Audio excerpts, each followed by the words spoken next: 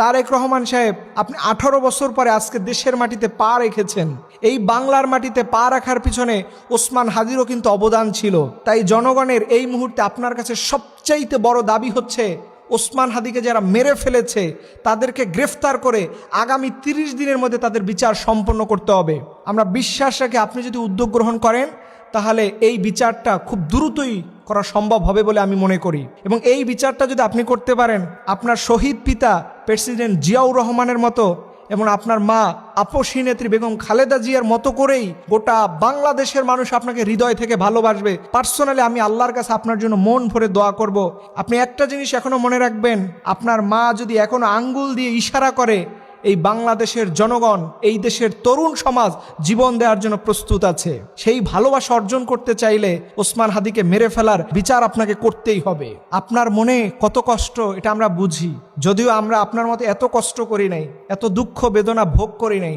আপনি আপনার জায়গা থেকে যেই কষ্ট করেছেন এটা বিরল।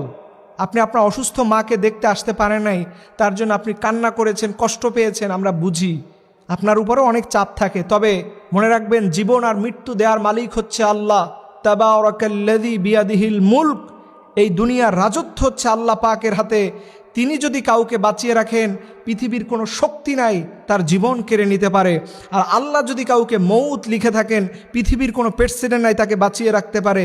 আমরা আশা রাখবো, আল্লাহর কাছে আপনার জন্য দোয়া করব, রব্বুল আলামিন যেন জাগতিক সকল প্রকার জালিমদের চক্ষু থেকে, চক্ষুশূল থেকে আল্লাহ পাক যেন আপনাকে হেফাজত রাখে।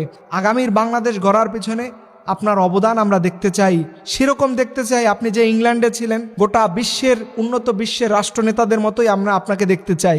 আপনার কাছে আমাদের অনেক চাওয়া, অনেক স্বপ্ন, বিশ্বাস করেন এটা আমরা মন থেকে বলি।